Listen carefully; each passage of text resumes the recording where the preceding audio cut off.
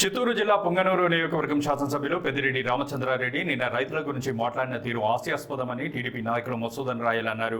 గత ప్రభుత్వ పరిపాలనలో పుంగనూరు నియోజకవర్గంలోని నేతిగుట్లపల్లి, ఆవులపల్లి రిజర్వాయర్లో భూములు కోల్పోయిన రైతులకు నష్టపరిహారం ఇవ్వకుండానే ప్రాజెక్టు పనులు చేపట్టిన ఘనత వైఎస్ఆర్సీపీ ప్రభుత్వంది కాదా అని ఈ సందర్భంగా ఆయన ప్రశ్నించారు. అదేవిధంగా మామిడి రైతులకు మీకు సొంతంగా ఉన్న పల్పి ఫ్యాక్టరీలలో ప్రభుత్వం ప్రకటించిన ₹8 ధరతో కలిపి మీరు మరో ₹2 చేర్చి ఎందుకు ఇవ్వకూడదని ఈ సందర్భంగా ఆయన ప్రశ్నల వర్షం కురిపించారు.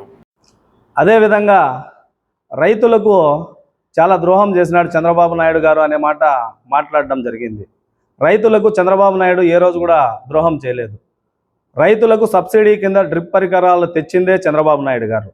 గత మీ ప్రభుత్వ హయాంలో ఎక్కడ కూడా డ్రిప్ సబ్సిడీ కింద ఇచ్చిన దాఖలాలు లేవు, ఎరువులు సబ్సిడీ కింద ఇచ్చిన దాఖలాలు లేవు. గతంలో చంద్రబాబు నాయుడు ప్రభుత్వం ఉన్నప్పుడు డ్రిప్ పరికరాలు అయితేనేమి ఎస్సీ ఎస్టీలకు అయితే 0%తో కూడా డ్రిప్ పరికరాలు ఇవ్వడం జరిగింది.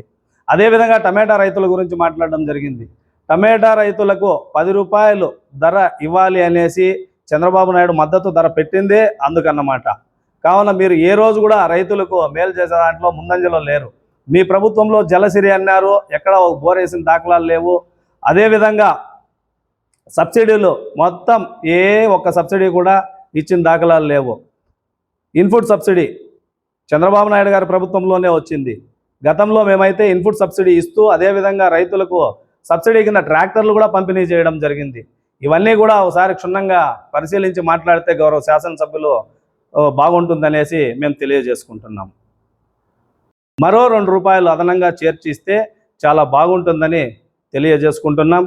ఈ అవకాశం ఇచ్చిన నా మిత్ర బృందానికి ధన్యవాదాలు తెలుపుకుంటూ జై హింద్, జై తెలుగుదేశం, జై చంద్రబాబు నాయుడు.